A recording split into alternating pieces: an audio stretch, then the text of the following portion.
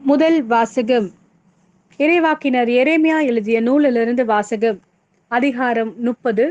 திருவசனங்கள் 1 முதல் 2, 12 முதல் 15 மற்றும் 18 முதல் 22. ஆண்டவரின் வாக்கு எரேமியாவுக்கு மீண்டும் அருளப்பட்டது.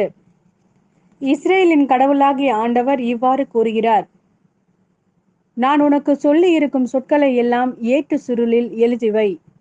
ஆண்டவர் இவ்வாறு கூறுகிறார்: உனது காயத்தை குணப்படுத்த முடியாது. உனது புண் புறையோடி போனது. உனக்காக வாதிட எவனும் இல்லை. உனது காயத்தை ஆற்ற மருந்தே இல்லை. உன்னை குணப்படுத்தவே முடியாது. உன் காதலர் அனைவரும் உன்னை மறந்து விட்டனர். உன்னை அவர்கள் தேடுவதே இல்லை. மாற்றான் தாக்குவது போல நான் உன்னை தாக்கினேன். கொடியோன் தண்டிப்பது போல நான் உன்னை தண்டித்தேன். ஏனெனில் உனது குற்றம் பெரியது, உன் பாவங்களோ எண்ணற்றவை. நீ நொறுக்கப்பட்டதை எண்ணி ஏன் அழுகிறாய்? உனது வேதனையை தணிக்க முடியாது. ஏனெனில் உனது குற்றமோ பெரிது, உன் பாவங்களோ எண்ணற்றவை. எனவே இவற்றை எல்லாம் நான் உனக்கு செய்தேன். ஆண்டவர் இவ்வாறு கூறுகிறார்: அடிமைத்தனத்தினின்று நான் யாக்கோப்பின் கூடாரங்களை திரும்ப கொணர்வேன்.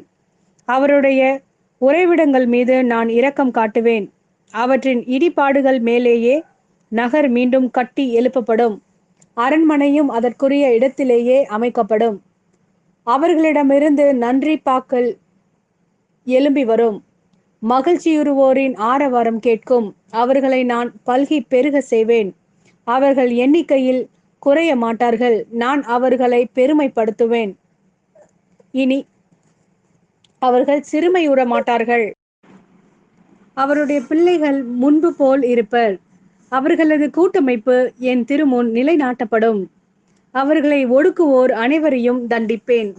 அவர்களின் தலைவன் அவர்களுள் ஒருவனாகவே இருப்பான். அவர்களை ஆள்பவன் அவர்கள் நடுவினின்றே தோன்றுவான். அவன் என்னை நெருங்கி வர செய்வேன். அவனும் என்னை அணுகி வருவான். ஏனெனில் என்னை அணுகி வர வேறு யாருக்கு துணிவு உண்டு என்கிறார் ஆண்டவர். நீங்கள் என் மக்களாய் இருப்பீர்கள், நான் உங்கள் கடவுளாய் இருப்பேன். இது ஆண்டவரின் அருள்வாக்கு. இறைவா, உமக்கு நன்றி. மத்தேயு எழுதிய நற்செய்தி. அதிகாரம் 15. திருவசனங்கள் 1 முதல் 2 மற்றும் 10 முதல் 14. அதற்கு பிறகு பரிசேயரும் மறைநூல் அறிஞரும் எருசலேமிலிருந்து இயேசுவிடம் வந்து, உம் சீடர் மூதாதையரின் மரபை மீறுவதேன்? உணவு அருந்தும் முன் அவர்கள் தங்கள் கைகளை கழுவுவதில்லையே என்றனர். மேலும் இயேசு மக்கள் கூட்டத்தை தம்மிடம் வரவழைத்து அவர்களை நோக்கி, நான் சொல்வதை கேட்டு புரிந்து கொள்ளுங்கள். வாய்க்குள் செல்வது மனிதரை தீட்டுப்படுத்தாது, மாறாக வாயிலிருந்து வெளிவருவதே மனிதரை தீட்டுப்படுத்தும் என்றார். பின்பு சீடர் அவரை அணுகி, பரிசேயர் உம் வார்த்தையை கேட்டு மனவேதனை அடைந்தனர் என்பது உமக்கு தெரியுமா என்றனர். இயேசு மறுமொழியாக, என் விண்ணக தந்தை நடாத எந்த நாற்றும் வேரோடு பிடுங்கப்படும். அவர்களை விட்டு விடுங்கள். அவர்கள் குருட்டு வழிகாட்டிகள். பார்வையற்ற ஒருவர் பார்வையற்ற வேறொருவரை வழி நடத்தினால் இருவரும் குழியில் விழுவர் என்றார்.